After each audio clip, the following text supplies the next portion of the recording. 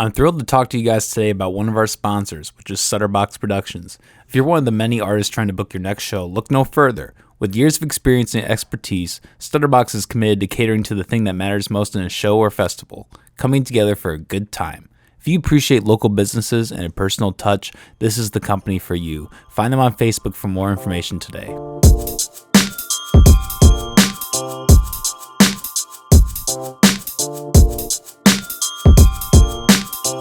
Hello everybody, you're watching / listening to the McAllister Hours. I'm your host, Cole McAllister. The show has hit a new low today. I have no more guests, so I have to interview my uncle. An all-time low. No, I'm kidding. How you doing, man? Good, how are you? Oh, I'm not too bad. The reason I had you on today is you've had history both in the police force and the military. So this is not just a random episode. There's some purpose and substance here. I hope, anyways. Well, good. I mean, I am a rap fan, too. So. Maybe we could talk about that towards the end. Let me ask you first, man. What got you started to join the military? Your father. Really? Ironically, so my previous career was I was a golf professional. I was in the midst of the PGA apprentice program. I'd worked at 5 different golf courses between Iowa, Louisiana, and Florida. And I ended up, I had a minor surgery on my toe. Mm-hmm. So I needed a place to crash and get that taken care of. It was also your father's idea. Yeah. So I was on your couch. Before you were born, your mom was pregnant. Yeah. And your mom wanted me to leave, I'm pretty sure. But your brother had basically said, and I think probably a similar question that a lot of parents ask. So, like, what are you going to do with your life? Yeah. You're like, my couch is not the answer, sort of thing. And I really enjoyed the golf thing, but it didn't pay well, and it's seasonal. Yeah. So it snows here in Iowa, so you only get so many months. Yeah. And then you got to find a job down south, which is also a pain in the ass. But you got to get there when you don't make a lot of money. And I drank a lot more and ate like shit, and yeah. I was a kid, so. So I live paycheck to paycheck for most of that time. So I didn't immediately call like a recruiter because your father had recommended that I get off the couch. He said, have you ever thought of the military? More specifically, he said the Army. I was like, I ain't going to the fucking Army. And then I went out drinking with my friend Big Fat Craig and another friend Brent and Jason. And I got really drunk. I think we were down at the old bars on Ingersoll before it became pompous, whatever the version of Ingersoll is now. But and then at like 3 o'clock in the morning, I was watching TV and your parents' living room, and a Air Force commercial came on. It was these 2 buff guys and these 2 chicks in bikinis playing volleyball and smoking hot girls, and they're, I had no idea it was a military commercial. And then at the end, it came up with the logo. It said Aim High Air Force, and it had a number. And I grabbed your home phone, your parents' home phone. I mean, technically you were there, but and I called the number, left a message, and I slept until like 3 o'clock the next day, and woke up. There was 21 messages on the answering machine, all from recruiters, and I called one. And 2 weeks later, I was in basic training. So, Oh, wow. The recruiter was kind of slick. Like, the first step was to take the ASVAB, to meet with them, and then, which I was reluctant because I was sober then. I was like, well, it's like, I don't know who fucking called you, but it wasn't me, They're like, well, the first step's taking ASVAB, it comes with a free meal if you want to do it. I was like, oh, okay, well, that's cool. You take the ASVAB at like 9:45 at night. Oh, wow. Damn. So, which is drinking hours. Yeah, right? so that would perk for you, right? Yeah. So I took the ASVAB, and sure enough, they were catered in dolls, like Hy-Vee catering. I wasn't great, but it was a free meal. And then the recruiter called me back and said, "Hey, look, we got your results. Everything looks good. I was like, "Oh, okay. Well, I'm still not interested." He's like, "Well, let me ask them. Do you have medical now? Do you have medical insurance?" I'm like, "No." He's like, "When's the last time you had a physical?" It's like, "I don't know, high school." And he's like, "Well, I could get you a free physical. Don't cost you nothing. Can't hurt, right?" I was like, "Okay." He's like, "Comes with a free meal." I was like, "All right, why not?" So I took the physical. If you've ever met anyone in the military, it's an awkward experience. Mm-hmm. Everyone there is kind of a dick. But at the end, you're naked in a room with a bunch of strangers, and you're like the little COVID spots where you stand 6 feet apart. Everyone stands on a little dot, and you have to duck walk and squat naked. And the doctor. Oh, wow. And this really old doctor comes around and looks at your ass and balls, and in a room with like 30 other fucking people that you've never met. Like on a Tuesday, just like, I'm like, okay, we didn't have physicals like that in high school. So, like, he just it all kind of happened.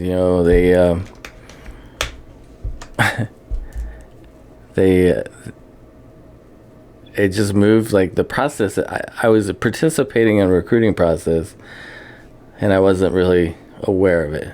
Like, I was basically next thing, within days, I swore an allegiance to the flag and the country, and wow, they gave me a plane ticket, and I was on my way to basic training. So, how long was that? 6 weeks?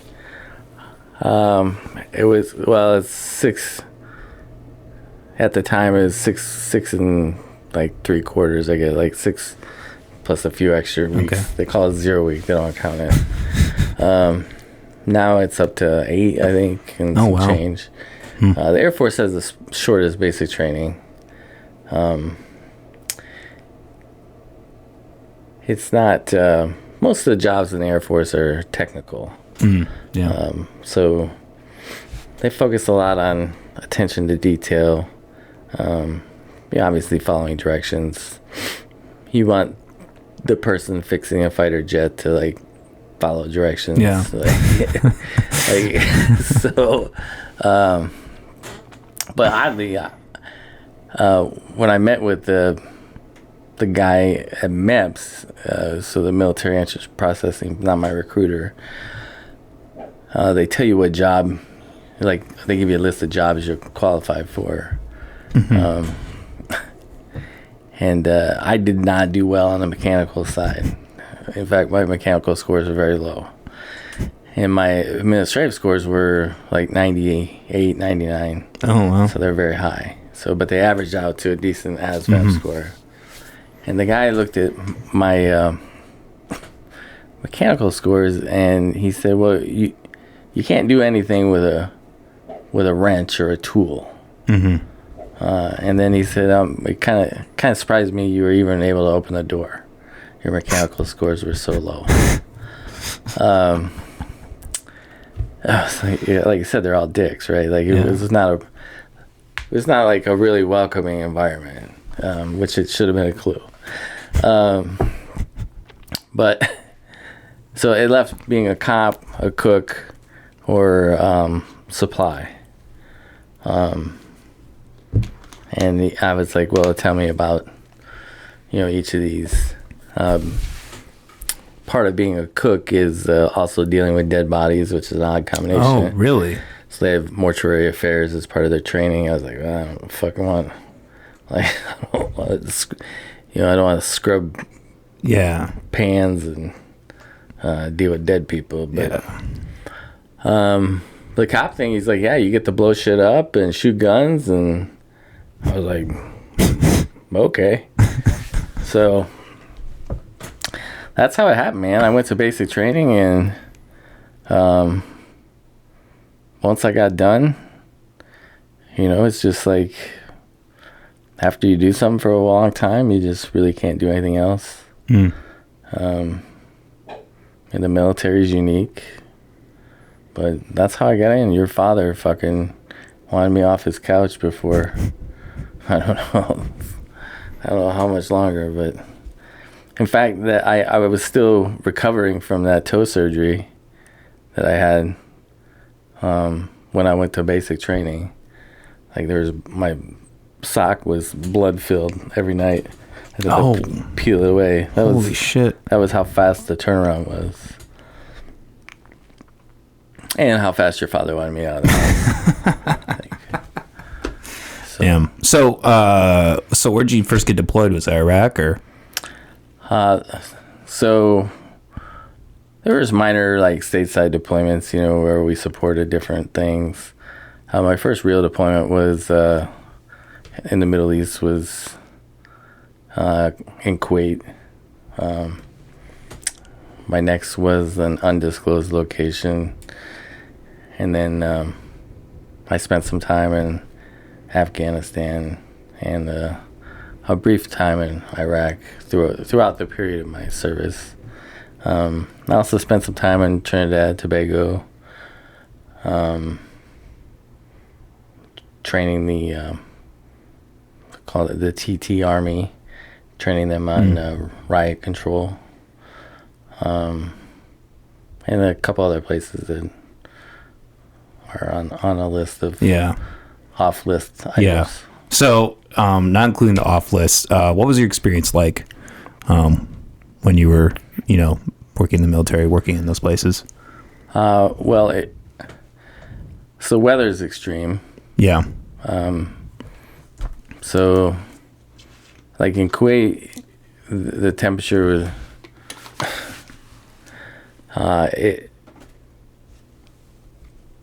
it was like wicked hot, like 125 at like 3 a.m. And it kind of switched to, there's like a season kind of where it goes sandstorm, what they call it, blowing sand from the desert.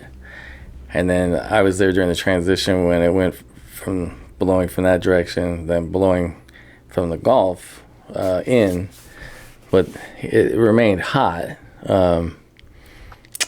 So when it blew in from the Gulf, it was 100% humidity, but still like 100 plus degrees out. So it was it rained one time, and it rained mud. It was the damnedest thing I ever seen. And Kuwaiti, young Kuwaiti adults would be out doing donuts in the mud that had fallen in the middle of the night, because it's like snow for them, right? So environmental, like the oil wells burning, the trash, the filth, the smell. Kuwait has a distinctive smell. Each of those countries have a distinctive like pollution smell. The sand is unbelievable. It gets everywhere. We used to take a Dixie cup of water and like open our eyes constantly until all the sand would come out of our eyes from our shift. And you could fill up a Dixie cup with that much sand. We'd drink 13, 14 liters of water a day just to stay hydrated. And then when you got back from your shift, you would be pissing like dust. You still weren't hydrated. So the environment was harsh. The job was stressful. Mm-hmm. So it made for a long time. You slept, our days are 16, 17 hours, and there were no like days off. In fact, the day off is almost like punishment, because the only thing worse than not working was fucking just sitting in a hot ass tent. So it was just miserable the whole time. Yeah. The very first night I was deployed, it was a funny story. We all got to this tent, and we had no idea where we were. They just dropped us off, and we were on cots, and one of my teammates, I was like, hey, I wonder where the flight line's at. And about 10 minutes later, after we'd all kind of fallen asleep, we heard the giant voice, which is a giant loudspeaker, and they scrambled the fighters, the alert fighters. And then like 2 minutes later, we heard the roar of these F-16s coming down the runway, and our tent blowing over to one side. And one of my teammates, he said, I don't know where the runway is, but I'm guessing it's really fucking close. So, we do most of our flying at night. So, that first night, it was just nonstop aircraft taking off. So, eventually I worked nights, so it wasn't as bad, but, so I slept during the day.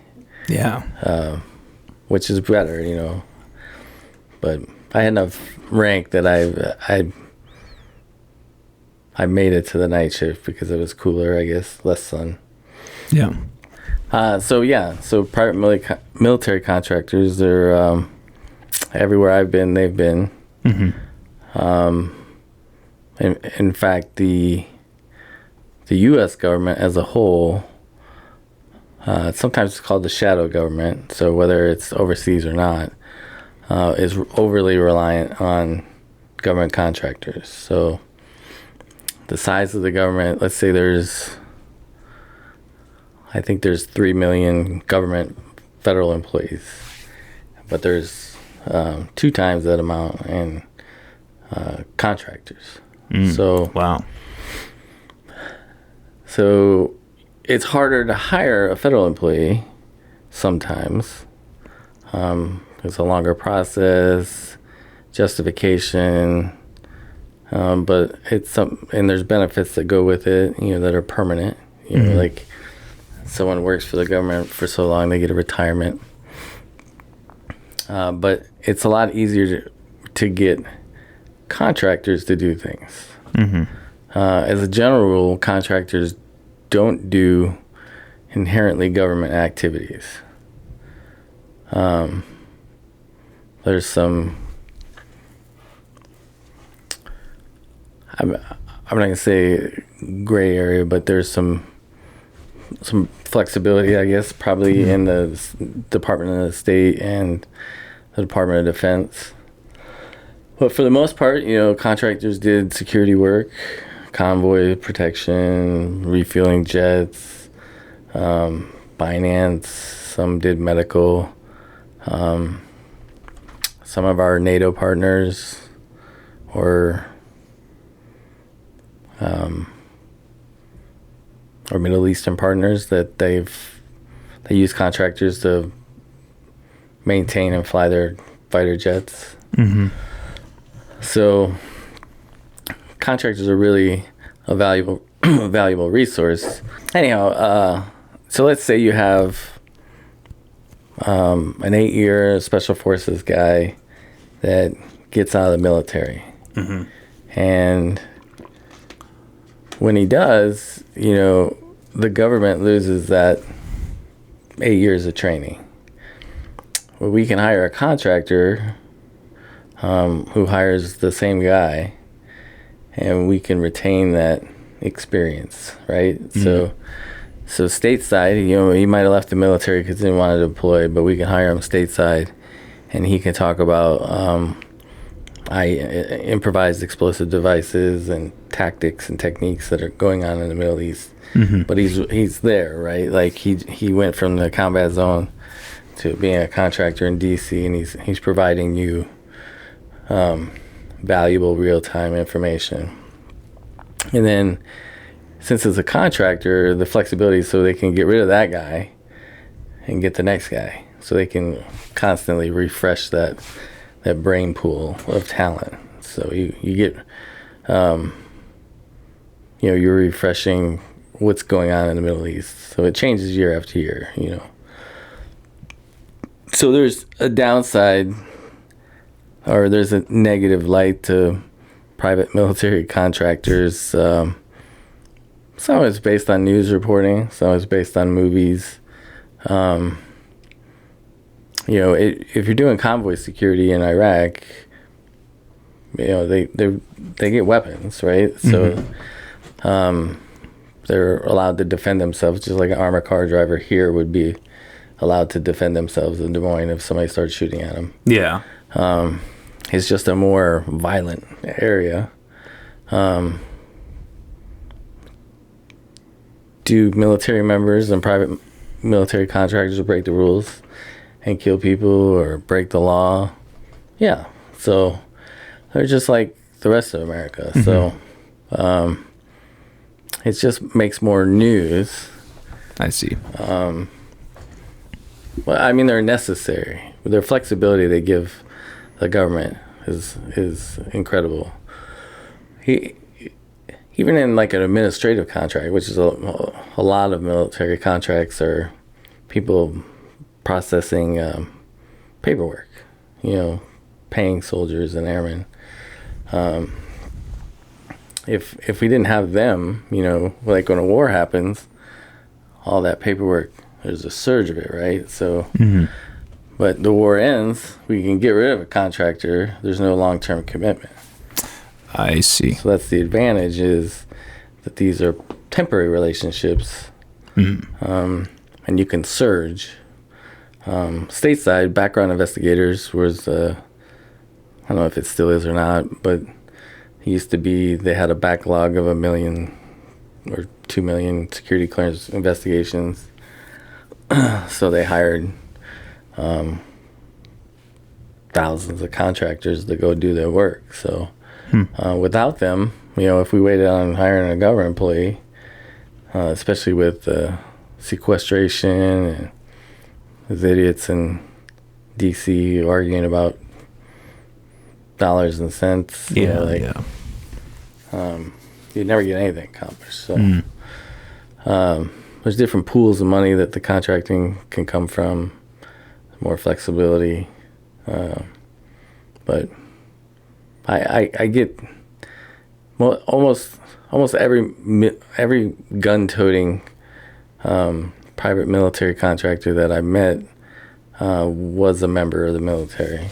I see. So they're not untrained. Yeah. Some of them are well trained, very, very well trained. Yeah. But you said your friend had questions? He was just curious about it. You kind of glossed on it. He kind of talked about he believed that there were maybe people in private military contractors who, performed assassinations and stuff like that. So that was kind of the reason.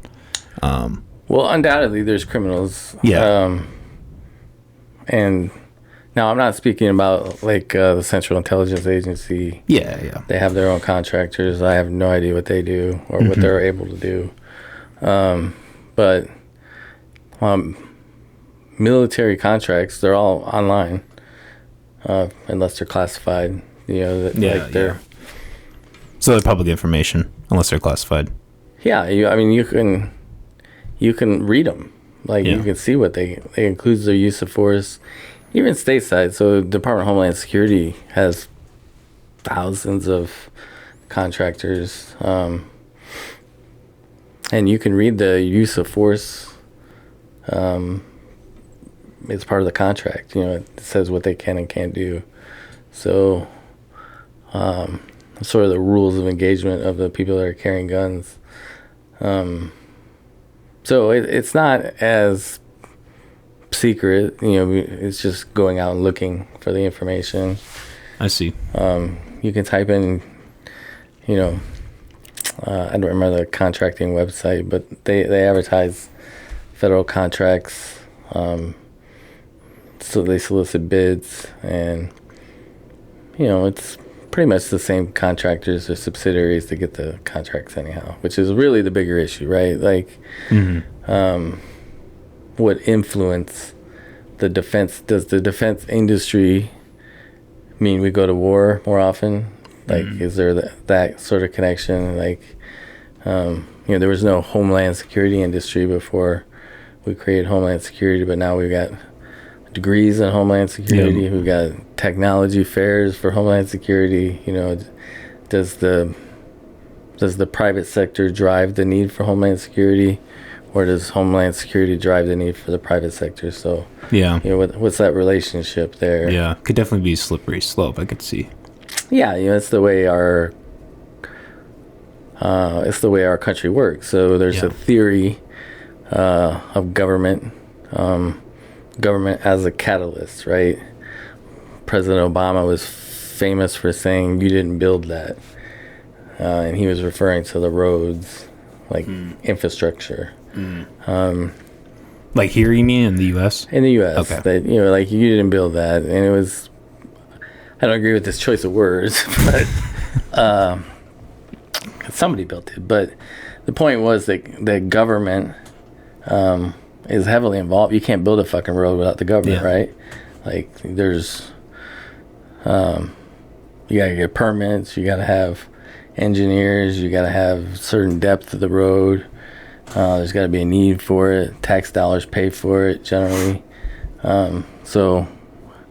In a sense, the government is a catalyst for, you need a road to get to the subdivision, to get to your house, to get to your job. So the government really is a catalyst to a lot of things. You can't build a house without a permit. Yeah. You go to school, there's regulations for that the school has to do, right? There's requirements, like in high school, there's requirements for graduation, their minimum hours. So you had to make up fucking school in the middle of the summer because it snows every day in Iowa. But the government is a catalyst in America, so the government has an influence. The government can suspend or waive zoning requirements to put whatever that thing is down the road, the church or in a residential neighborhood, or so it's the same sort of idea, I guess. But going back to your time in Iraq and Afghanistan, what do you? I mean, obviously you took orders, but like, what do you believe was like your main objective being? To stay alive. I guess I mean, like, what do you believe? Like I don't know, like what was your goal? Like, what was your collectively? Do I believe in the purpose of the war? Sure. It's the global war on terrorism. Yeah. So I would say most of the operations that were undertaken were to support that. America does a lot of things. So national security is a big picture. It's economics. It's really more economics driven than anything, right? Cause if we don't have our our finances in order, that people aren't employed, and then we have America right now, I guess. But national security. So we use national security, the military, our economic power, and our military power to kind of shape like these things we do.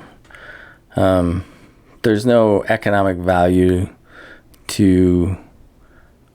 There's nothing to be gained financially in blowing up Afghanistan, right? So that's not about oil, because they don't have any fucking oil. They got opium. So they have no resource. It's a rocky, shitty, fucking miserable country. They live in mud huts, and there's nothing of value to get there. So, people make an argument about the Middle East, about the oil. And, you can make that argument pretty well in the first Gulf War, because Iraq invaded Kuwait because of oil. Because they accused Kuwait of slant drilling into their oil reserves.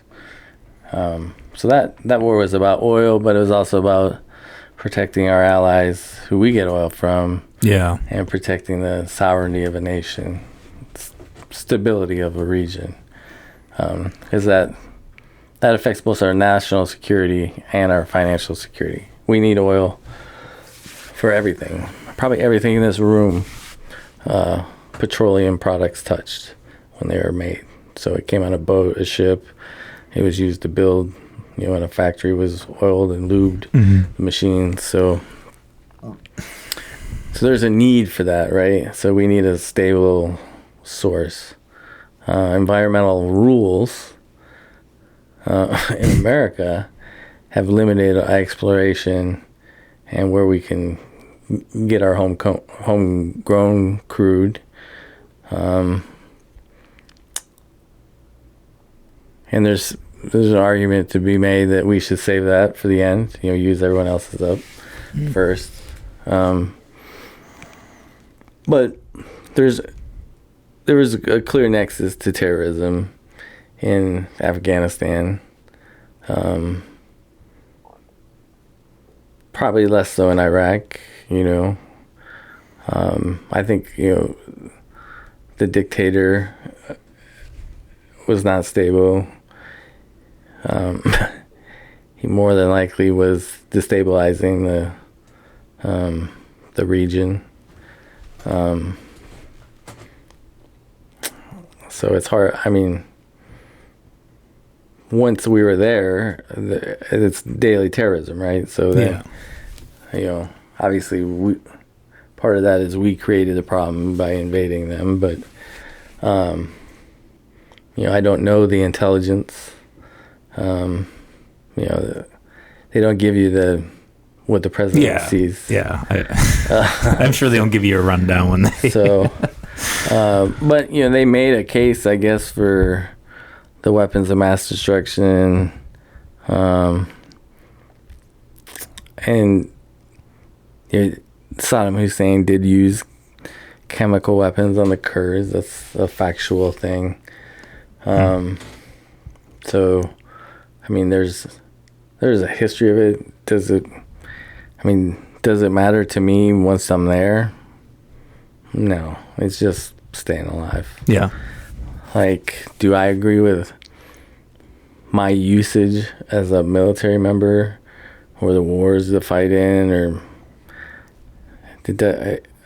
Probably not, but it doesn't matter. You know what I mean? I don't know if that makes sense or not. Like, you don't fight for the reason that a president gives you. Yeah, no, you're taking orders. Yeah. Well, you fight for the flag and freedom, and you, like, it's what matters to you, right? Like, you're not doing it for, you're doing it for a higher idea. So you're fighting for the idea of America.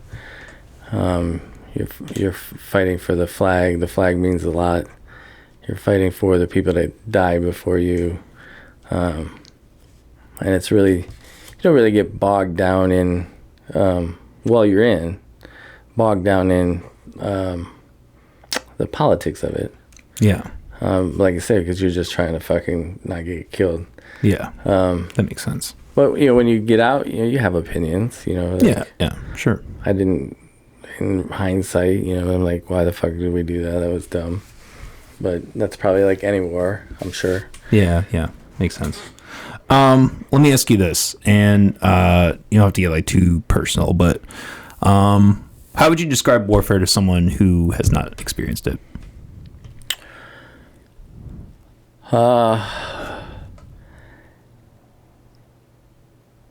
I don't know. So there are stressful jobs in America. Mm-hmm. And I had a stressful job stateside. It's hard to explain the physical reaction to your body to stress. There's a lot of emotion. There's a lot of brotherhood. You obviously know I've never been a real religious person. But you pray before you leave the wire. You pray with strangers, something that, you may have never done in your life before. I don't know why, but it fucking sure felt like a good idea. It felt natural. I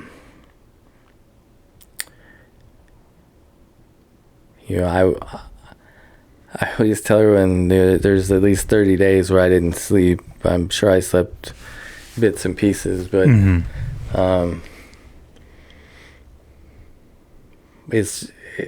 I don't know if people deal with stress different ways. Part of basic training, part of your military training is to help you deal with that stress. So I don't know what it would be like to take someone out of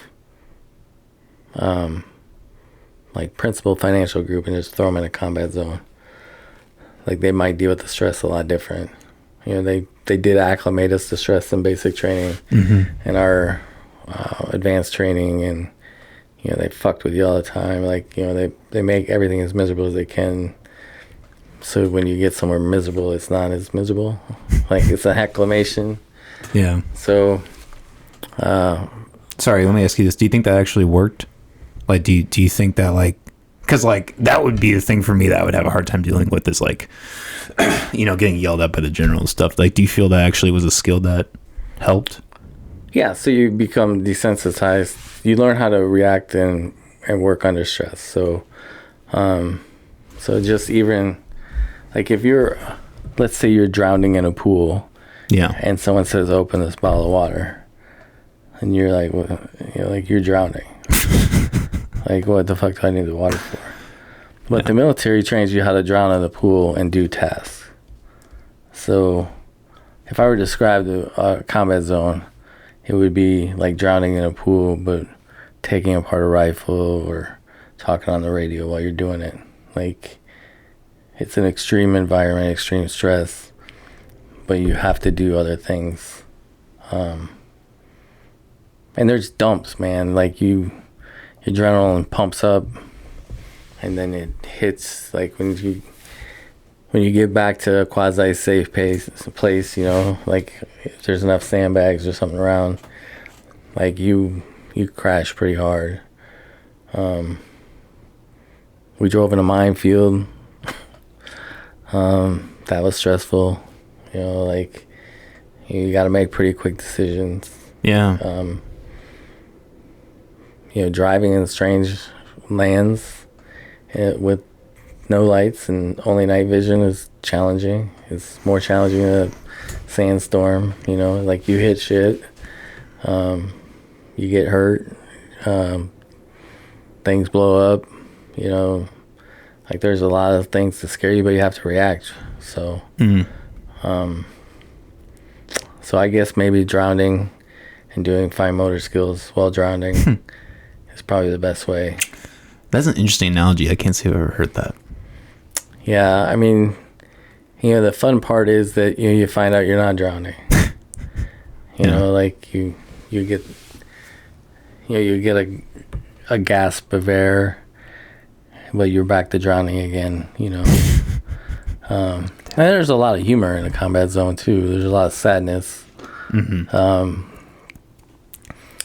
People miss their families. People have to make decisions about their careers. People that you thought were fucking Johnny Hero back home that were like high speed are complete pussies in combat zones, and you know, they're not the leader that you thought they were. And there's other people who are just too terrified to really function. Yeah.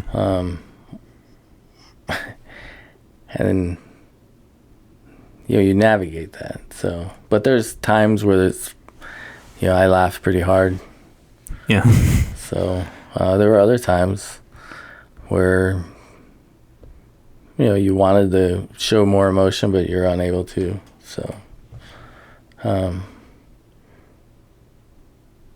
mean, we had porn in Kuwait, so that was cool.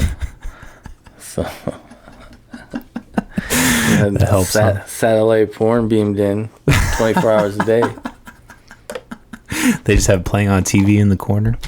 Yeah, it was. It's like on 3 channels, just from it was European, like Czechoslovakian porn or some shit. But you didn't understand what they were saying, but I get the idea. Yeah, you don't really need to. You know? They called it the Morale Channel. So that's funny. I know you were kind of talking about like already, like, you know, your thoughts on like the overall war. I guess but I want to ask more from like a military standpoint. Last year we recently pulled out of Afghanistan to a lot of criticism. I guess I'm wondering, like, from a military perspective, like, how did we handle that in your view? That was the most predictable failure ever. Yeah. So we didn't handle it well. So I know logistically, right? So the idiots on TV, from the Department of Defense or the White House that say, you know, they found their bright spot, right? Like no other logistical, like, you know, since World War II is no other country would have been able to evacuate that many people. And the irony of that I thought of was there was a hurricane that was coming like the next week, right? Really? And I thought to myself, like, we have still never figured out how to evacuate fucking people from southeast Louisiana during a hurricane. But somehow we can figure out how to fucking do this logistical greatness in Afghanistan, right? So our plan in Louisiana is, you know, 50 buses. You know, like, well, okay, well. So, yeah, so it was embarrassing. It was disheartening. It's been a failure that had been building. The Afghanistan was not stable. It was still factional. So it's a predictable fall. It was a disturbing end to you know, a lot of people have made sacrifice. Yeah. I was fortunate to have, I was in class where they had a former ambassador to Afghanistan under the Obama administration, told us his views. And I think he was right. He said it projects weakness, our ineptitude. We basically handed the country over to this grossly inhumane group of people that, you know, if we're all about human rights, why would we? Yeah. Yeah. Right. Like, let's give it to these terrorist assholes. Yeah. You know, Afghanistan was on a slow road to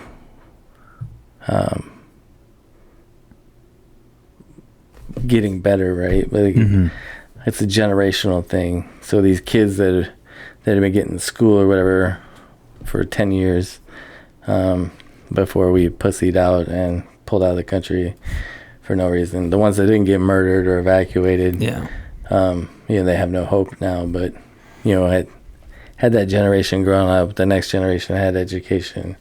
It's a process. You can't turn the fucking dirt-eating rock farmers into, they lived under this oppressive culture where there's no education and nothing to, building that.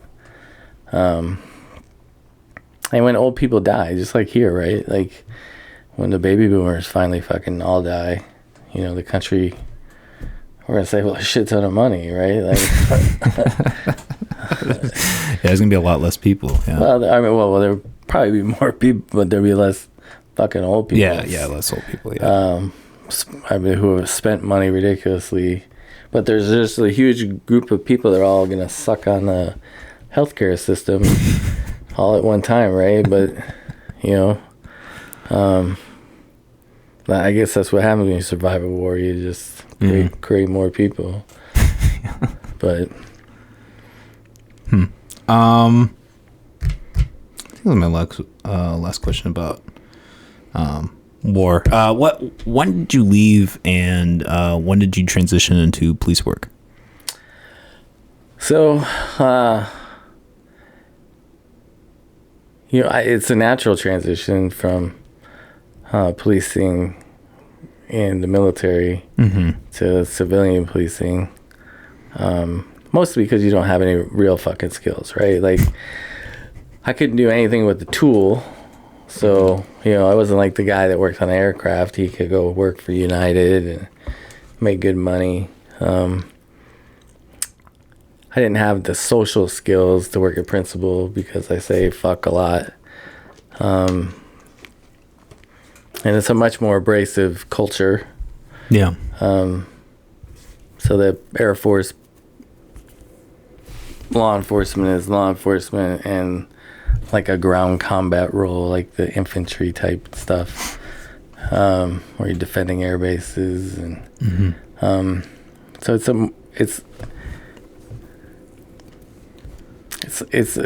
a difficult skill to translate into anything really, And there's like a huge segment of the population, and it happened to me all the time where people would ask me like, when you're gonna get a real job.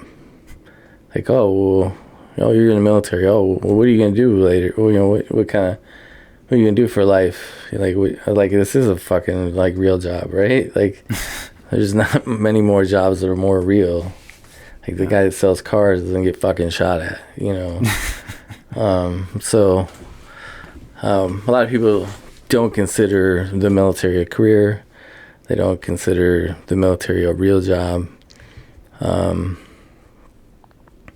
Which is fine. It's a lack of understanding too. But so, I was trained in law enforcement. I knew how to handcuff people. I knew how to investigate things, and to a certain extent. So I knew the military version, which is much different. So what year did you transition?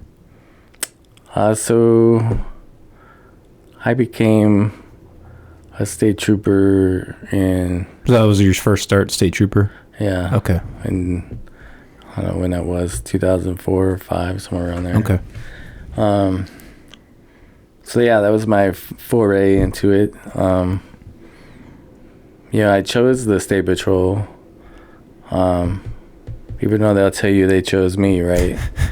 But there was a shit ton of applicants, but I chose them because, I applied for a lot of different places. Paul Fitzgerald, the sheriff in Story County, offered me a job. And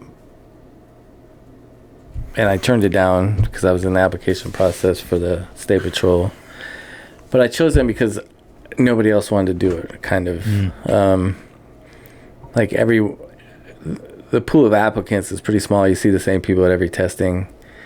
And a lot of people were scared of, even my friends that were civilian police officers, like, I don't want to go through their academy. Their academy is too difficult, or, they're kind of scared of that academy. And I'm not a pussy, so, so I was like, probably worthwhile if there's all these people that don't want to do it. And I think we in Iowa, and maybe countrywide, I think we as Americans hold the state police agencies with a little more regard. Not that I needed like an ego boost in my life. For me, I was a senior NCO in the military, so transitioning to be a worker is different, right? So I was used to telling people what to do, and so going to a position where I was out working again was doing the job was it's kind of scary and exhilarating, because managing people is a fucking pain in the ass, and just to be able to focus on yourself again is nice. So the State Patrol was the Iowa Department of Public Safety is a wonderful organization. Still have many friends there, and few people I think are dicks, but that's like any job, right? But I think they're wonderful people. They do wonderful things for Iowans. I've never worked with a group of people that were more dedicated to their jobs than the people that work there. Wow. So there's definitely the Department of Homeland Security. Nobody gives a fuck about America. Like, there was not even nearly close to the level of commitment as even the worst trooper had more commitment than most of my coworkers. It's just something hard to explain that they really are special people. They risk their lives all the time, especially in the winter. And I don't know if we do enough for that agency. Definitely the federal government takes better care of their law enforcement, like equipment wise, and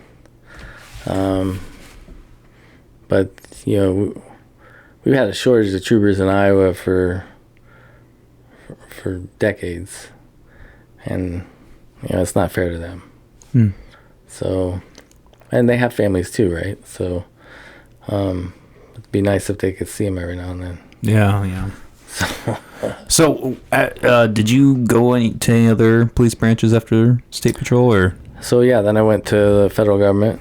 Okay. The Department of Homeland Security. So I went to their academy, and I eventually became a canine handler.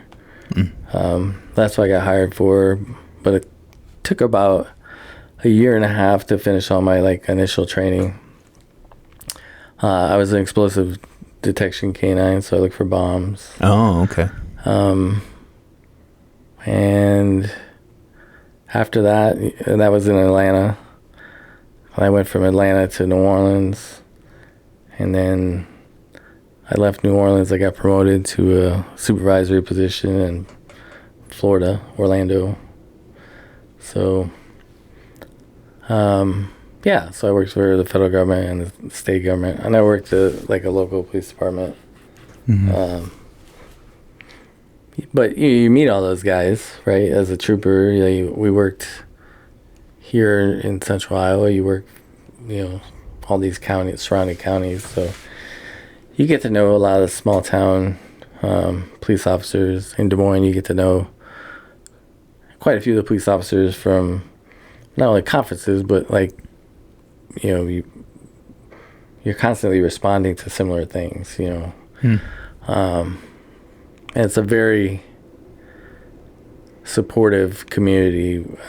So if you're in the city of Des Moines and another police officer sees you on the side of the road, they'll stop and check on you.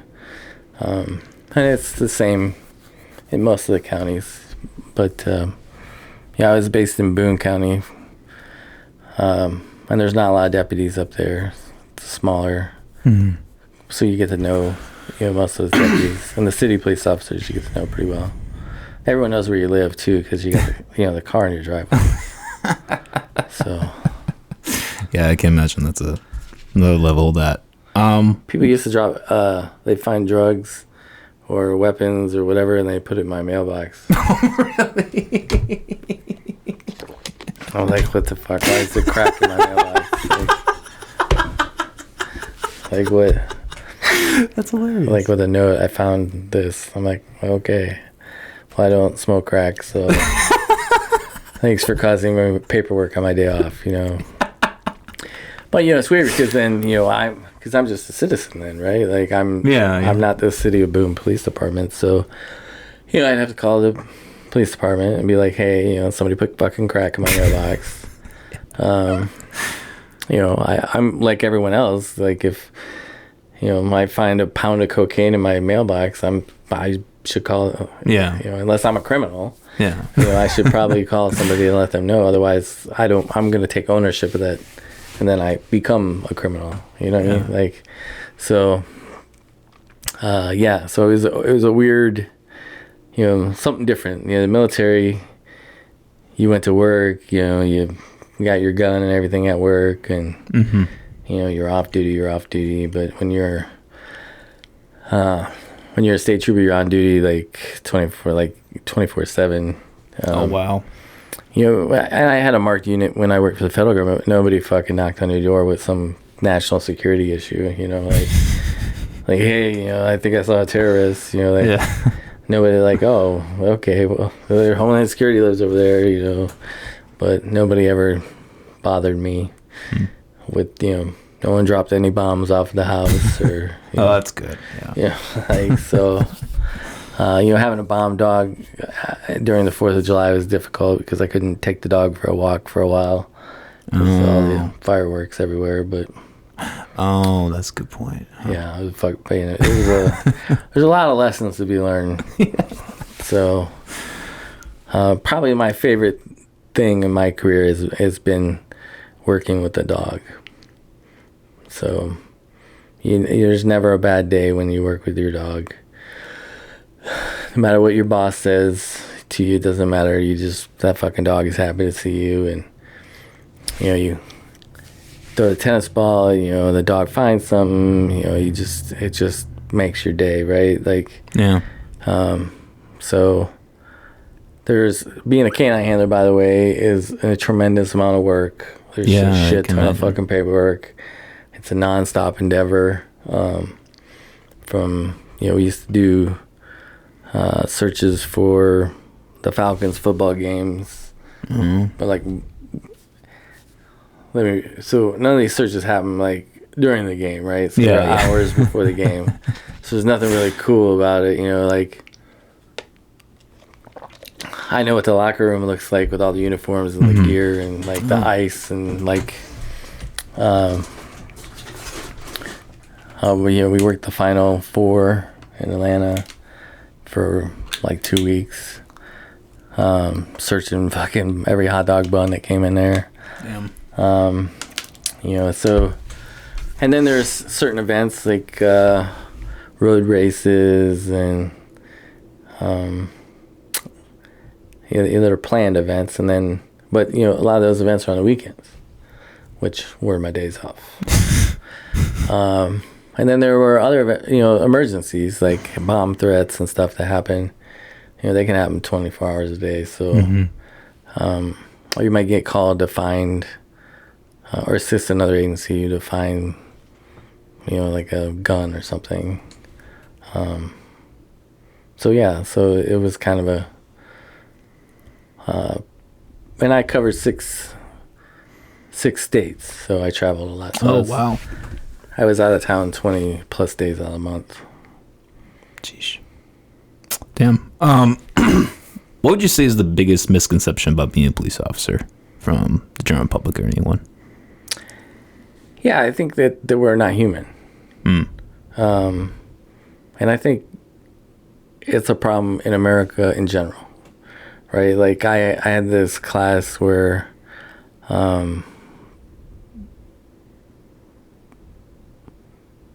cases. So you're familiar with case studies, right? Like, give you a case and you're supposed to read it and like come up with this conclusion. You know, what would you do, type of thing. Yeah. Well, there's always this assumption that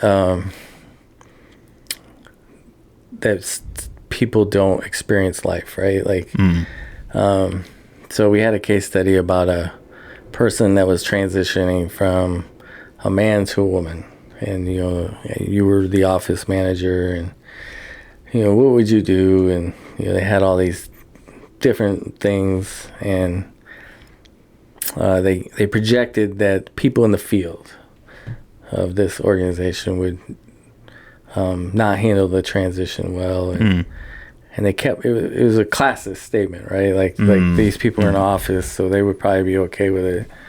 But these assholes out in the field, these underlings, they would treat them differently. I see. And I don't know that anyone in America is in touch with that doesn't have a gay relative or transgender, but like pick a fucking any problem in America, drugs, especially in this day and age, crime, like anything, right? Like every family in America deals with problems, and I'm not saying that's a problem. Like people have a right to do whatever they want with their lives, right? But what I'm saying is they're not unfamiliar with life. So people think police officers are hypocrites sometimes. People think police officers are too good, like goody two shoes type people. They have no sense of humor. But we're just like everyone else. Like, we see dead bodies more than other people. And we see people at their worst. Yeah. And that affects us, right? Like, it's an emotional toll. Like, you can only see so many dead people before you're like, my wife, my former wife used to find me drinking wine and listening to opera. She'd be like, a good day at work, like. So even though it's not, that person that died wasn't our relative, it impacts the police officers, the record service, the hospital staff. Like if you're drinking and driving and you kill yourself, a lot of people are like, oh, well, good for them, like they killed themselves, but they impacted the lives of their family and then all these other fucking innocent people, right? Like the ER staff, like, I know we don't think of that stuff, but Uber is fucking cheap now. Like there's no reason now to drink and drive. Like, or drink and walk. That's also fucking dangerous. But I'm not a perfect human being. I was a criminal when I was a kid. Talk to anyone that I went to high school with, here and in St. Louis, they will tell you that I was not a good person. I broke every law. I drank. I sold cigarettes out of my locker. I've never smoked, but like it was a business for me. I used to sell Jack Daniel bottles of Jack Daniels and out of my locker. Stole stuff. We're human beings, right? Like I was, and most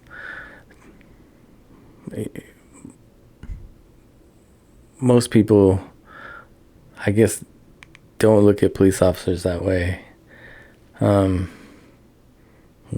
We have a lot of understanding, and if you get stopped by a trooper in Iowa, I know there's a perception that you're going to get a ticket, and you might, but I would say it's a 50-50 shot. We write a lot of warning, I wrote a lot of tickets, but I'm telling you, I wrote a lot of warnings too. So people break the law. A lot of good people break the law all the time, and nobody's perfect. So sort of the motto that they drilled into our head is to treat people like you would treat your mother or want your mother to be treated. They didn't know my mother, so so it was like I get what they were saying, but like my mother was a little harsher, so but we have emotions, so we're not devoid emotions or understanding. Police officers are not perfect. There's fucking criminal police officers. There's dipshit police officers. There's poorly trained police officers. I mean, there's thousands of them. You know, the criteria is pretty low to become a cop. You know. Yeah, that's actually interesting. I was listening to a podcast about this. The highest percentage of people who report like bad cops are other cops. Well, yeah. Yeah. I mean, which makes sense, right? Like, but like it's not like people calling it in like you would think. It's like Yeah. other police officers saying like, "Hey, this." Yeah, this guy fucking worthless. Yeah. Yeah, no, I mean they're easy. Like the guy you work with who's questionably ethically or, and it's not that they're not telling their bosses, right? Like, so I've been in meetings where like everyone's like, this motherfucker is worthless. You need to fire his ass, and it's not that cops aren't identifying the bad apples. Yeah. It's the system. Like any police department where there's a problem, it's where there's a shooting or like, in Minnesota, they that asshole that murdered that guy. Yeah. Well, a year earlier, some other police officers shot the fucking victim. Like there's a problem with that police department, and nobody, like the chief of police and then everyone that trained that person all the way down should have been fired or held accountable. Instead, we find fault with these 4 or 5 police officers, right? Like they were on the scene and they have ownership to that, right? They were there, they had choices to make. Yeah. But some asshole trained them, and they shot a victim a year ago. You're like, there's a problem there, Like, yeah. So, but you never see the mayor or the chief of police resign. You don't see the training captain resign or the patrol sergeant resign. Yeah. Instead, they all go testify against this guy. So, well, no, we told him not to do that. Well, we all know that's bullshit, right? Like, like you don't have victims getting shot and people getting killed egregiously without a poor training environment or a problem in your police department. So sometimes that's recruiting. Sometimes you just can't get anyone. Yeah. Sometimes they loosen standards to achieve that. Yeah, I don't know that I don't recall anyone at the State Patrol that had any, like there was no one that I ever said that had like an ethical problem. In fact, they trained us that if you did something wrong, the first person that should tell your boss is you. So, you might get fired. If you murder someone, you just call your supervisor and tell him you did it. And then, you might go to prison the rest of your life, but at least go to prison as an honest person, So now that didn't mean we didn't have lazy people. So we had people that didn't want to work. Yeah. Yeah. Which is different. Yeah. Yeah. Yeah, it's different than malicious intent. Yeah. Or intent. So, but I've never saw anyone take any money or abuse anyone or. Now I've seen local police officers all throughout this country violate people's rights, but some of them just didn't know that it was a right being violated because they were trained that way. Like it's just like in New Orleans, they violate people's rights all the time, and I just don't think they know that that's like what they're doing is wrong. If that makes sense. Like their police department is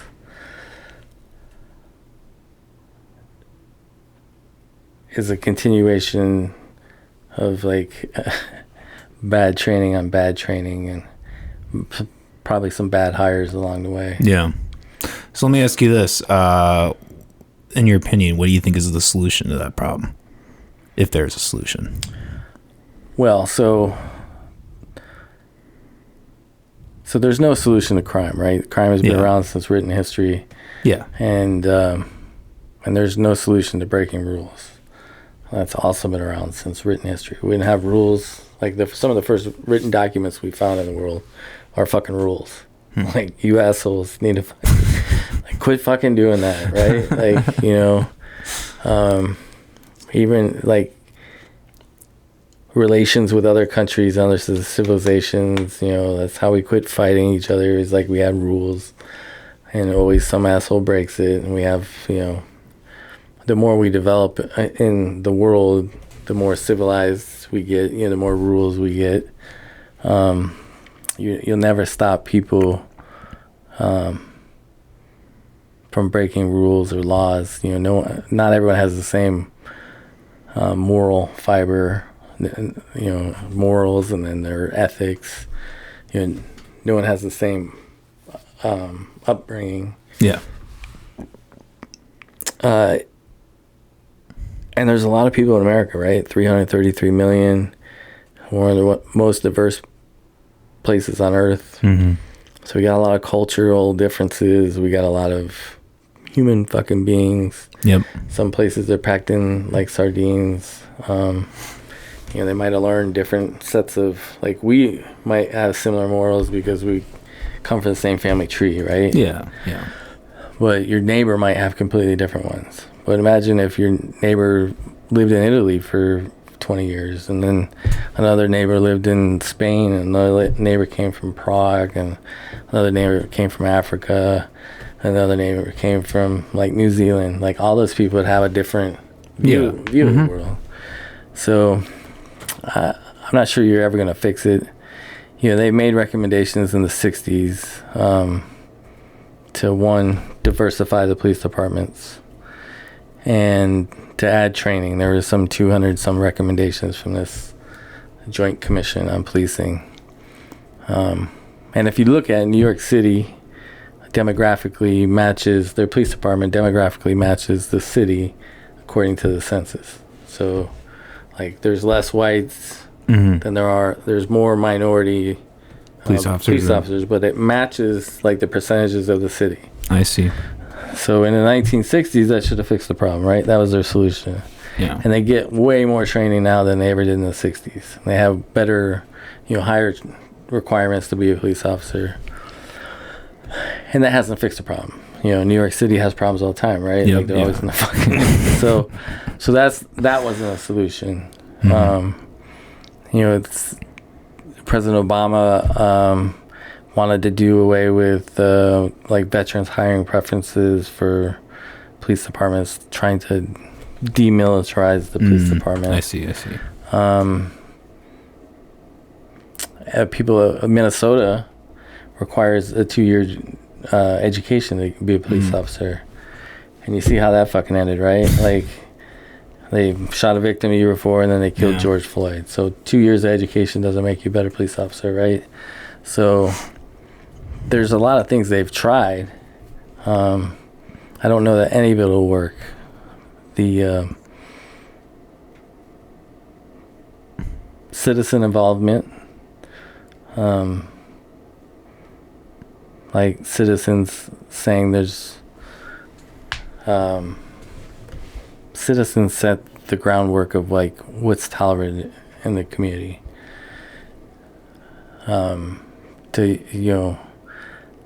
To voice what's appropriate, what's not appropriate. I think that's key. I also think in America that we do need to dismantle and rebuild some of our cities. So, Chicago is unmanageable, right? Like, it's just too big. Yeah. If you look at how many employees, there's 10,000 police officers. That's just one department. So you look at the size of it spread out. I just think that some of our cities, the idea of cities, like West Des Moines, I think we can look at as probably better run than Des Moines. Clive might be better run than, like the suburbs, I think, are better run, but they're better run because they're smaller, right? Like, you got less people, less budgets, less acreage, so it's more manageable. So I think it's easier to run a small business than it is a giant corporation. Yeah. So your span of control. So I just feel like some of these cities have gotten grossly too big that they can't get down to the neighborhood level because they're too big. Like, your neighborhood doesn't matter because there's fucking 4,000 other ones or 10,000 other ones. So I think but you can't break up a city, right? No one's ever going to voluntarily break up a city.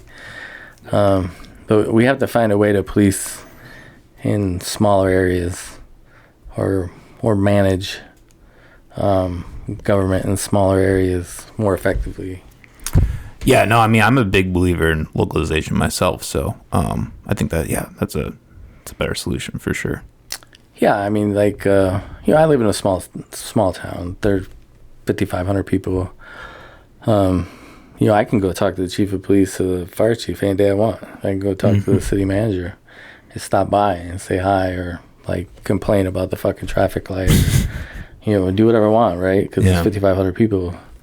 I see the police in my neighborhood all the time because we have 5,500 people. Like, they can literally be in every neighborhood more than once a day, which is awesome, right? If you see a Des Moines police officer driving through your neighborhood, it's because they're on their way to a call. They're not just hanging out in your neighborhood, right? They're not just patrolling through your neighborhood. They're on their way to a call. And I know, when I worked in the metro area, that Des Moines, they just went from call to call all night long. And that hasn't gotten any better, I'm sure. Like, so they don't have time to do the routine things where you just hang out, in the neighborhood. Like, in a small town, you can talk to these people. You get to know the community a little bit better. And chiefs of police in small towns, they fucking disappear after like 5 years. Like, there's a tolerance, so, but you could be the chief of police of a large city for, it seems like forever. Oh, yeah. But there's no solution. I've always preached hiring standards. I have an opinion that you can pay a police officer too much, that you need to keep them a little fucking hungry, so they'll want to work. And that was like my experience in the federal government. I mean, we paid people so much money that, they became prima donnas. Like, well, I ain't fucking doing that. I make $100,000 a year. I ain't fucking doing. I ain't risking that. Like, look, bitch, you get your ass out and go to work. So I don't know. There's no real solution. You can't solve crime, which is what the problem is, right? Criminal police officers. Every business has criminals. Every neighborhood, every family. There's always, some. If anyone drove a car today, they broke the law. I'm positive. So, there's so it's the best thing we can do is more oversight from the people. Yeah. And I don't mean rioting. I mean involvement. Yeah. You're free to go to the State House anytime you want in Iowa, fill out a slip of paper and talk to your representative. But I guarantee you that most people in this fucking state don't know who the representative is. And they probably voted for him. So, or the ones that voted. Even the ones that voted don't know who they are. Yeah. Oh, yeah. They just vote for the letter. Yeah. So, like, you can do things, and you can meet the fucking governor. We're blessed in Iowa. You can get an appointment to meet the governor. But, if you bring 400 people with you screaming and yelling, you're not going to get that meeting. But if you make a meeting, you'll be like, look, here, I had these ideas on police reform, or, I think there's laws that we have in Iowa that are dumb. Why do we have 2 license plates? Now, I wrote a lot of tickets for no front plate, but in hindsight, like, what the fuck does it matter? Like, you just need one, really, the one in the back. I've never pulled a car over from the front, so... That's a good point. And every car's got a VIN number, too, so even if they don't have a license plate, there's a VIN number on it. And I heard some stupid arguments at the State House where a guy had solved some crime. One police officer solved one crime because they found a license plate in a snowdrift. I'm like, well, but how many millions of dollars does it cost to create these fucking license plates to solve one crime? Like, we could have just given the $1 million to the victim and be like, here, like, Yeah, right. Here you go. Like, save this money. So, like, I understand the window tint law, but living in other states, I didn't see, you know. You didn't think it made a big impact? No, like living in Florida, you need dark windows. Yeah. Like, it's fucking hot as fuck, right? Like, it's a necessity. True. And here, you know, it's a crime. You know? Like, so, you know, yes, you can see a pedestrian better, but, you know, I don't think it saves lives. So I agree with like hands-free devices type of deals. I think cars, auto manufacturers should be solving that more than people. Like if like the Tesla, I think you can use your cell phone as a key. Yeah, well, I think Tesla is starting the auto driving. Right. But I mean, I just think if there's a way to disable, unless you use a hands-free device, automatically disable, you know, some of these features. Well, I think Tesla is working towards that. So, I mean, besides the auto part, like, I think their interface is designed to, like, not distract you. Yeah, and I think that's key. But that's only one, like, there's, like, you can still eat a Big Mac and drive down the road, right? Like, yeah, true. So there's no hands-free Big Mac device. So, you know, people need to be smarter. Like, cars are dangerous, you know, like. Yeah, people don't think about it like it's a weapon, you know. Right. It's just like everything else we do. Yeah. We're not involved in our government, but they take 25% of my fucking money every year. Like, I feel like I should, you know, like any other bill that goes up in my house, I get pissed off about, right? Like, if the electric bill went up 25%, I'd be like, what the fuck what's going on here? Yeah. I'd be calling the electric company. But I freely give 25% of my money to the government, and I don't fucking pay attention. Like, I pay attention, but I mean, I'm not involved. Like, you know, I'm not part of the parks board or anything. Yeah.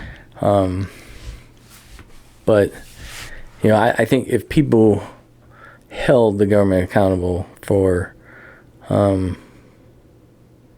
minor things, you know, they just spent $10 million for 2 bridges in Des Moines, right? Like,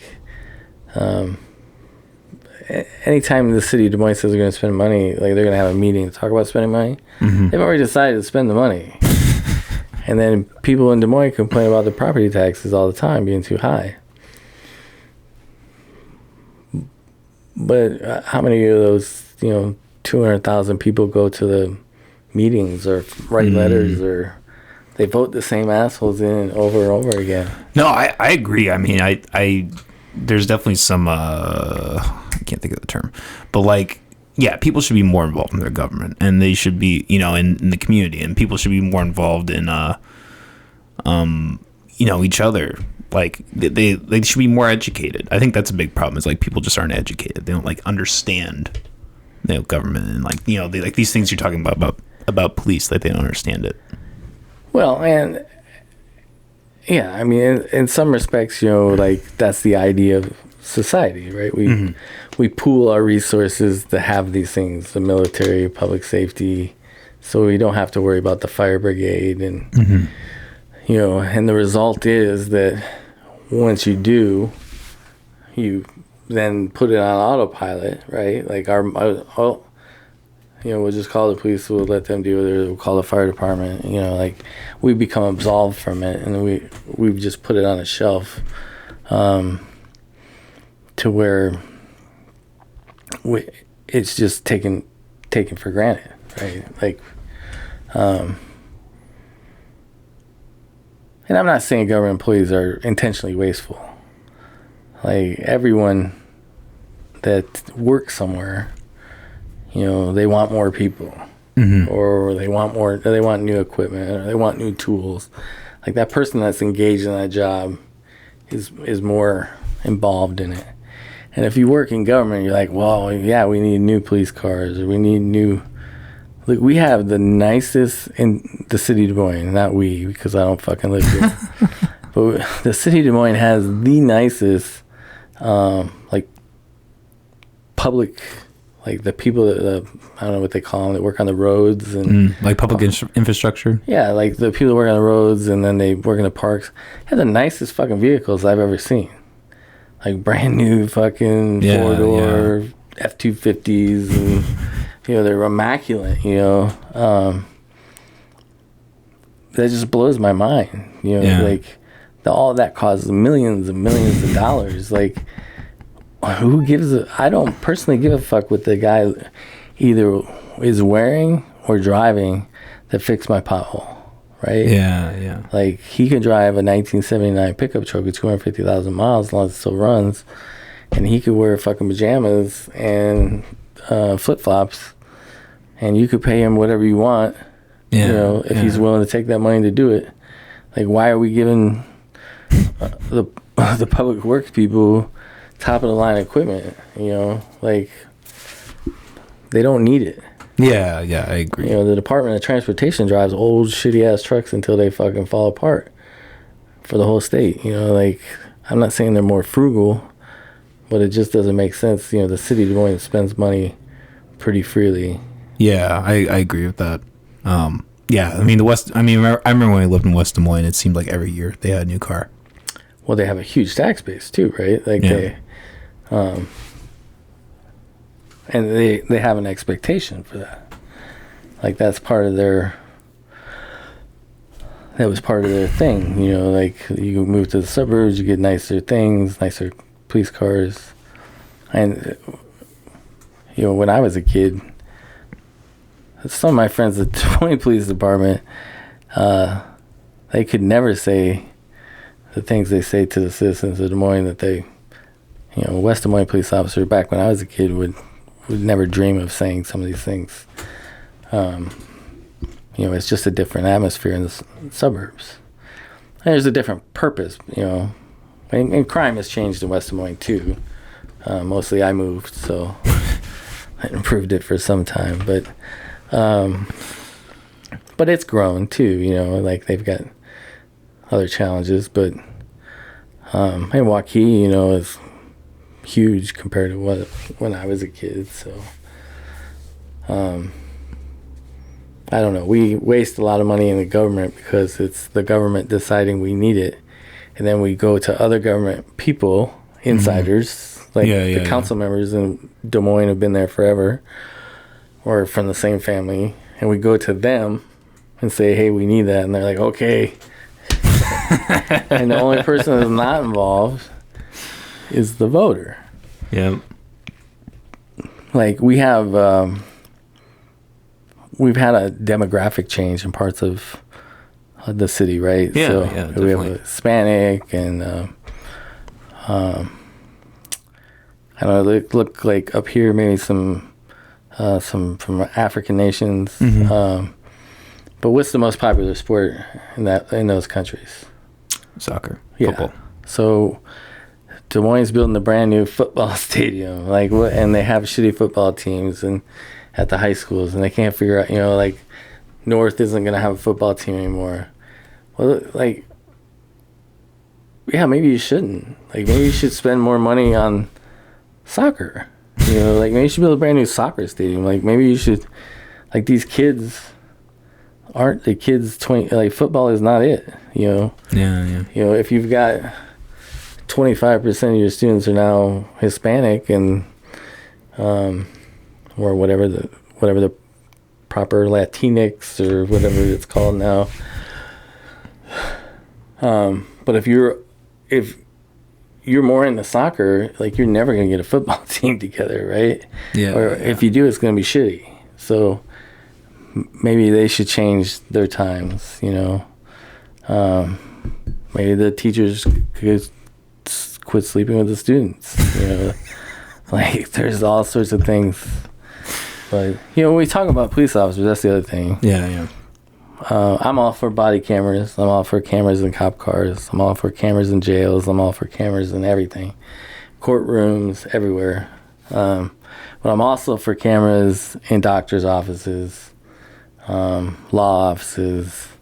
And I think if we had those body cameras, and like those are high malpractice areas, right? Like, there's so much, our medical insurance is high because of malpractice lawsuits.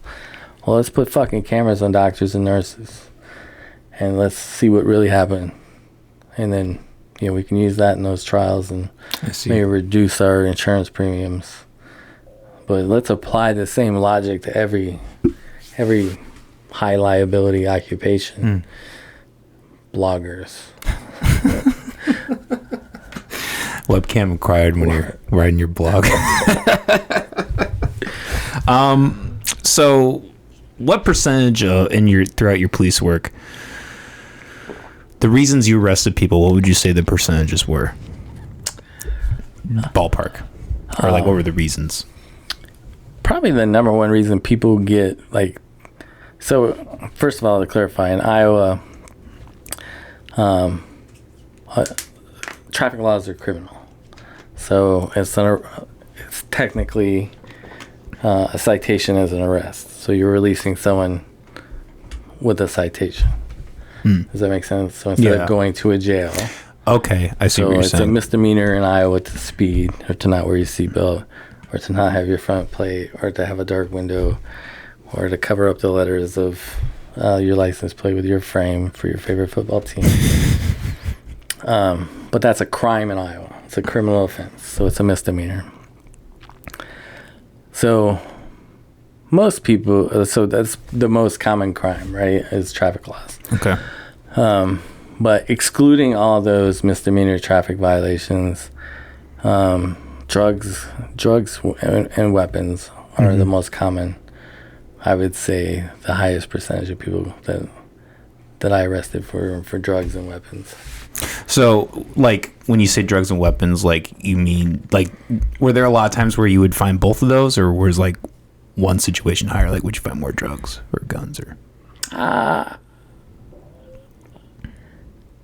No, I mean, there are times when they're together, but most of the time I would say they're probably separate. Okay. The most typical arrest is arrest on a warrant. Okay. So that's by far the most people you arrest. It's some asshole judge issued a warrant for someone's arrest. Yeah. So you pull that person over, you find out they have a warrant, and that's how they get arrested. So it has nothing to do with me. Yeah. But for criminal charges that came from me, like my investigation, my stop, or whatever, it was for drugs and guns. The people physically went to jail. Now, if they had small amounts of drugs, I'd still give them a ticket. But yeah, drug paraphernalia, you get a ticket and free to go. Small amounts of marijuana, usually get a ticket. But if you had meth, crack, heroin, you were gonna go to jail. Yeah. So let me ask you this. I don't know what your opinions is on drugs or anything. I'm all for legalization personally.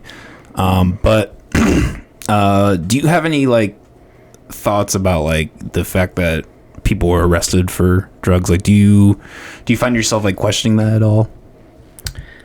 No, I mean, it was my job, right? if you're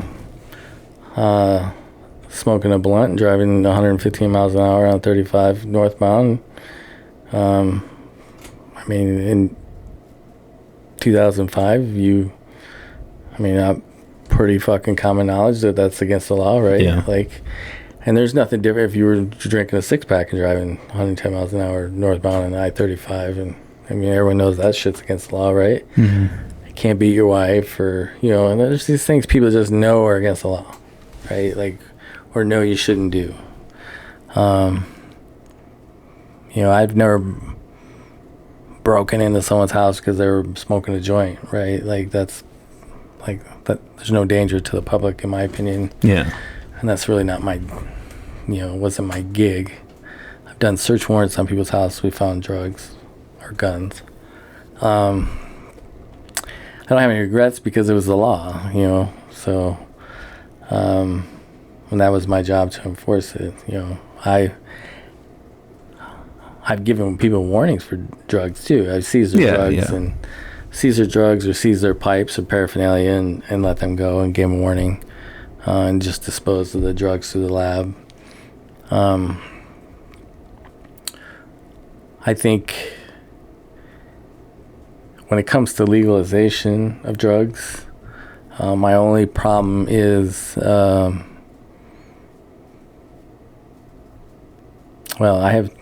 it's a twofold problem. One is the potency of the drug. Sure. Is higher than.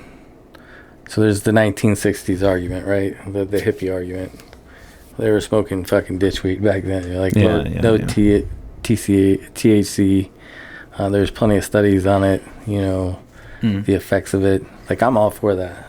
Like, bring back the 60s weed if you want to legalize it. Yeah. But high potency just creates another,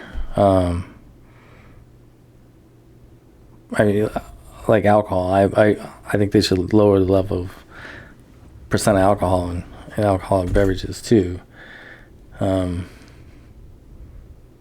Like, I don't think you should be able to drink anything that's 25% alcohol. Like, I just feel like, it don't take much to get drunk, right? Yeah. So I think we should just lower the risk by lowering those percentages. I get the argument that people are going to do it anyhow. So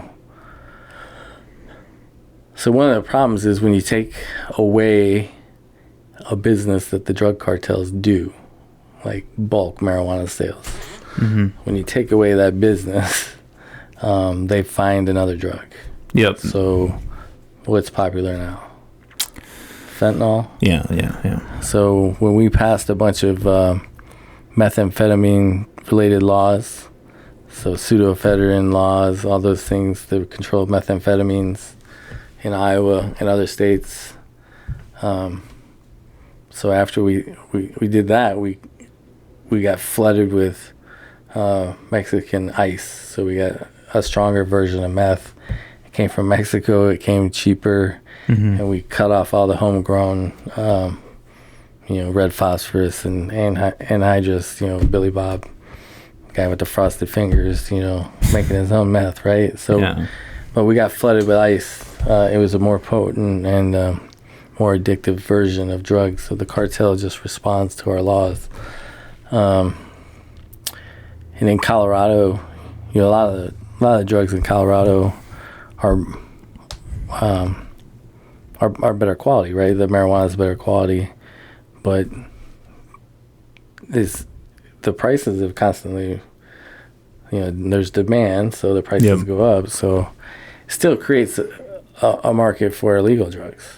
And the problem with illegal drugs is, I think I just read the other day that every drug in America, every illicit drug, has fentanyl in it. It's been touched with fentanyl because it all comes through the same system. It's the same cartel moving the same product. So, I get the argument for purity's sake, right? Like, it's easier. But you're not going to get all those customers. The guy that can only afford you can't buy $20 of weed at a drugstore in Colorado. There's not the $20 line. There's not the $5 line. There's not the guy trading hamburgers for fucking crack, Yeah. So, and you also have, people aren't going to quit doing meth or coke or fentanyl or opioids or pills and just weed's legal, so I'm just gonna fucking smoke weed now. I'm gonna quit being a crackhead.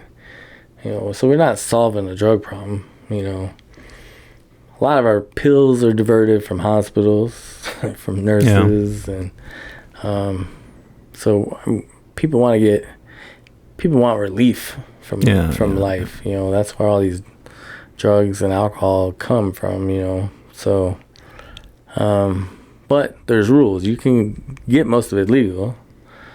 If you want to smoke weed full time, move to Illinois. If you want to move to Colorado, there's places to do it. I don't think it's going to happen in Iowa anytime soon. Not for a while. Yeah. Well, I would be shocked if it happened. It's a very And if there's any place that you would think logically, there might be a good reason for it to happen, would be in an agriculture state. Yeah, right. But I just think people see that there's more negatives than positives. There's a certain morality, right? Like, you don't feel bad when you sell corn to people. Yeah. But if you sell booze or if you sell crack and as a corporation, if someone dies or goes on a shooting rampage, you might feel better. That's why people buy guns, but how many people do you know work selling guns? That's not, it's a small group of people. There's a morale. There's a lot of people shy away from that because of moral reasons. I don't oppose guns, but I don't want to be the guy fucking selling it because somebody gets killed, then I'm going to feel bad. So I think there's all the arguments are good, right? You can make an economic argument. You can make all sorts of really good arguments. Argument for which one? Legalization or not legalization? Or keeping it legal? Either way. Oh, okay. So you can make the argument either way for or against through whatever side you want. There's not a lot of good research out there, and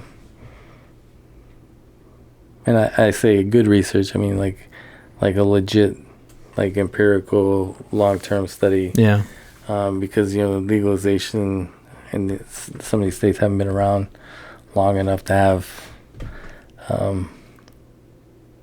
good data, and we haven't really figured out what data to collect, and sometimes it's hard to compare state to state, right?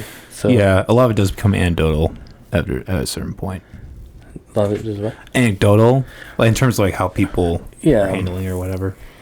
Yeah, no, and there's so what I found in a lot of the research or a lot of the pro articles are if you follow the sources, you get to bad sources, but we do need more research. And oh yeah, I agree. And I think Iowa, with their medical marijuana, that was based on research. These two, what did they start with? Two illnesses that were, you could get medical marijuana. Oh, yeah. If you had these two illnesses where there was research that supported it. And I think the list is expanded, but the percentages are low, right? So you're really not going to get high off of medical marijuana in Iowa. And I think that's a better approach, right? Baby step it. If we can see that there's no abuse of this system, or if we can put a system in place to figure out what the abuse will be. Yeah, true. That we can put in roadblocks to that, so. Yeah, no, I've always been a critic of the high potency of marijuana. I think it's just, it's like the same thing happened to drugs. There's a market, there's demand, they're going to increase it to, there's a lot of people my generation, hippie stoners, who've championed marijuana use, and then they take psilocybin and it's the same. It's no, it's not the same thing. And they start lumping all of it into just this go happy thing. It's really not. Yeah, and that's what I think. That's what's missing from the argument is that, when we talk about legalization, what are we talking about? We're going to legalize water. Yeah. Well, what type of water are we going to legalize? Is it seltzer water, pond water? What's going in the product? Is it going to be FDA approved? Is there going to be regulations? What are we doing? And people are well, alcohol's, alcohol's a drug you got, and nicotine's a drug, but that shit's regulated, there's only so much % of beer, alcohol in a beer and wine, spirits, like it's regulated. I wish they would lower them, because I think it would reduce fatalities. But they're different in different states too. Missouri, you can get a higher percentage of alcohol in a beer than you can in Iowa. In Canada, you can drink like one beer and be drunk. In Germany, the same way. So I think those are the questions. We're just talking about, we use the name marijuana, but we're not talking like, if we're talking about low THC marijuana, then that's a different story than that shit they're selling that's high potency. That's a measured product. But I'm not for marijuana laced with fentanyl. Yeah. I agree. Yeah. But that opens a door to things I think are bad. Yeah, if you drive through states that have legalized marijuana, Oklahoma, some parts of Illinois, I think you can see a visible decline in some of those areas to the town, maybe. Like in what way? Like it just seems more run down. Like I feel like they put them in the fucking worst. Either they put it in the worst locations, the dispensaries, or and a lot of them are in border towns. They know they're selling it to a different state, right? Like, like they want the dispensary right over the border from Texas.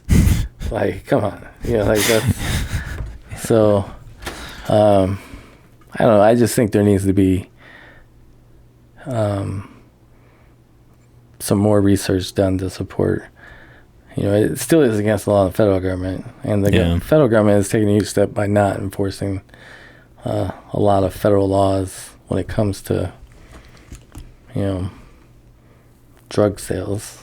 So it's you can't bank. You can't use the banking system for illegal drug sales. But they kind of turned a blind eye and have accepted it. So I think there will be changes eventually, but I don't know what they'll look like. I think we should outlaw cigarettes before anything. Well, you and I might disagree on that, but that's okay. What was that? I just hate going in a restaurant. Not in Iowa. I mean, Iowa's great, but if you go anywhere else in this country, go in a restaurant and it's fucking full of cigarette smoke. Oh, yeah. Well, like in Wyoming. I still have a distinct memory of like being up there with our family and like going in and a guy smoking a cigarette at a bar. I'm like, what? Yeah. Never seen that before, Yeah, so you get used to it in Iowa, but, like in Louisiana, there's one of the first time I went back, I was like, God, the fuck? Like, how do people fucking breathe in here, Like, oh, you can smoke in restaurants in Louisiana? Yeah, you can smoke there. I want to say it was that way in Georgia, too, when I was bars, like in the bar area. And maybe there's a bar area only in Georgia, but, like, there's Alaska, you can smoke while you're eating a cheeseburger, like, so, there's a lot of places where you can still smoke, and it's in hotel rooms. Like, that just blew my mind when I left here. It's like I got so used to smoke free. Yeah. But, if you're not a smoker and you move into a smoking room, like... Yeah. It's not just you smoking, but like every human being for the last 2 years is smoking in that room. Yeah, it's even worse when you've quit, like me. Like, oh yeah, it's just like a reminder, right? Well, I have a lady who smokes like 3 houses down, and I can smell like she's right there every time I go outside. Yeah, it's crazy. Last question about policing. There's been a recent movement. We were kind of just glossing over it, like defund the police. What are your thoughts on that whole movement as a whole? And I don't know. What are your thoughts? Well, I think it's dumb. So, so everyone calls the police. So it doesn't matter what race or gender you are. We need someone to call for help, right? Yeah. So there's studies done in, I I think Dr. Lau and some of her colleagues did a study in Houston that did an assessment of, neighborhoods by demographics, high minority demographics, and white neighborhoods in the Houston area, greater Houston area. And they measured, how they felt about the police at the neighborhood level and calls for service, like who called the police. And there's no difference. So they put, that there is this national narrative that, this anti-police sentiment among different races. But when it came down to the neighborhood in this level, that everyone called the police the equal amount of times, a percentage. And they equally wanted the police in their neighborhoods. I see. So, I think, and you see it on the news, like somebody's fucking kid gets killed, or, what's the first, I hope, they catch them and they fucking pay, right? Like, they're not talking about the hit squad, they're talking about the police. Yeah. So, people want the police. People want, when you're having a heart attack, you call 911. The guy that shows up at the AED is the police officer, not the fucking ambulance, because the ambulance is slower. Yeah. So, defunding police is stupid. And it's a catchphrase. Now, there's been a gradual creep in what people want police departments to do. So, do you want the police officers to respond to crimes and emergencies, or do you want them to deal with social problems? So we've asked a lot of these police departments to deal with social problems, and their solution to the social problems is locking people up, right? That doesn't solve the problem. I'm a bigger fan of incorporating social workers in the police departments. Yeah, I agree. So when let's say these people get to a jail, that they get debriefed by a social worker, not the child rapist and, fucking someone that just stabbed someone, but the guy that stole a loaf of bread, or the guy that stole, doesn't have a job or doesn't have a car. Like, let's get this motherfucker a social worker and see what we can do to help him. And they have to keep committing crimes, right? Like, that's on them. But, we have programs. There's also a misconception that, so America has 29 or so entitlement programs, and 91 or 92% of all Americans will use one at one point in their life. And the only other country that's higher is France. So we got shit tons of fucking programs, right? But there's in criminal justice, studying criminal justice, there's always this scenario in the ethics class. Is it okay to steal a loaf of bread to feed your hungry children? And the answer is no, it's against the law. But we got WIC, right? Like women and infant and children. We got a way to get food for those children. We got food stamps. We have programs for those. Like, stealing a loaf of bread is not a program, but we have a funded program for that. Now, the disconnect is we don't have that social worker to connect that person to that program. They might not know they're eligible, or they might not be able to read or write to fill out the forms, or to own a computer to fill out the form to get the free food for their kids. So then they feel forced to steal it, right? So there's a societal ethics, and there's the individual. Like, if you're a parent, you're going to do whatever you can for your parent to survive. That's the ethics that people judge. Like, I'm going to fucking steal the bread because my kids are hungry. But there's societies like, look, we've already got a program for that. So quit stealing shit. But we don't have a way to connect those people. Look up social worker in a phone book. Where do you find a social worker? Like, who's, these programs are difficult to navigate, and only the people that are in that arena know how to navigate it. So, most of our programs that are in prisons and for post-incarceration are done by religious groups. So, we just have a real disconnect with, and those are the people that commit the most crimes are, people that have already been to prison. Like, 1% of the population commits crimes, and most of them have already been in the fucking prison. So, if we can intervene, if people get interviewed at the jail or get intervened with a social worker, I think we can prevent some of that cycle and get them to a social program that exists. Because you shouldn't have to steal bread, because you can fucking fill out a form and get it.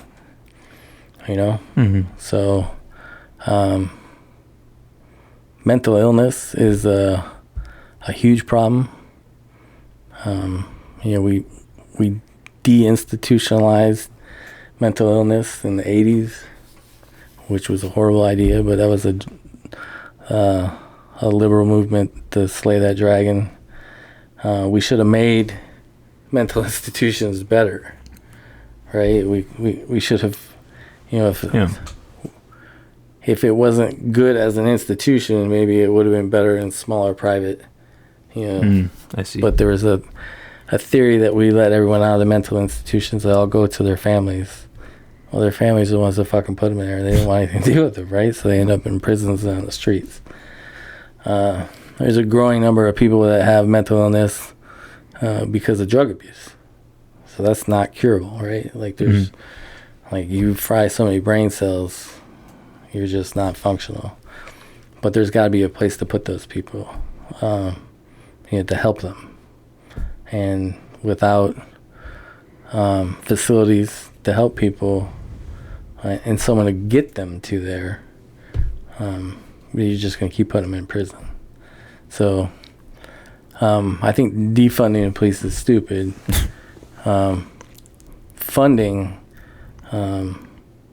mechanisms, the police, everyone calls the police. So they're the face of the city government or the face of whatever government. So if there's any problem, they call the police. Stoplight goes out, they call the police to tell them, and they tell the public works. So if we get to a point where we have more integrated social workers in the police force, like in the police building, not making a police officer a social worker, but having that social worker be able to interview and talk to them, I think that will help. But, we need to pick and choose what we want the police to do. And if it's we want to enforce the front plate law, then so be it. Every Iowan that's ever gotten a front plate ticket that's pissed off about it should write their senator and tell them, or their representative, whatever law it is. If you get enough people to say these are dumb. There's other things we could do to help people. We can eliminate criminal histories on. I think there's a traffic ticket of mine from like 1993 that you can look up online. What good does that do, right? Like, we're wasting that data for the last 30 years. Yeah. Let's just eliminate that. Not just mine. You can keep mine. Eliminate everyone else's, but and people that commit crimes between 18 and 26, man, you're not even. You're not an adult yet. You're still learning. Yeah, you're making a lot of mistakes, and that's a transition period. Most people age out of crime after 26. So, but if you get charges between 18 and 26, that shit stays with you in that fucking system for forever. So I don't know. I think defunding the police is dumb. We could fund the government smarter. We have all the programs, but we still need the police. I mean, we don't defund the fire department, right? Like, let's defund the ambulance crew. Like, Yeah. I mean, we should defund fucking public works. I mean, them motherfuckers sitting around there. How many potholes I crossed on the way here? Like, how the fucking. So, I don't know. You know, it's a personal thing for me too. So I can imagine. Yeah, I'm biased. You know, like,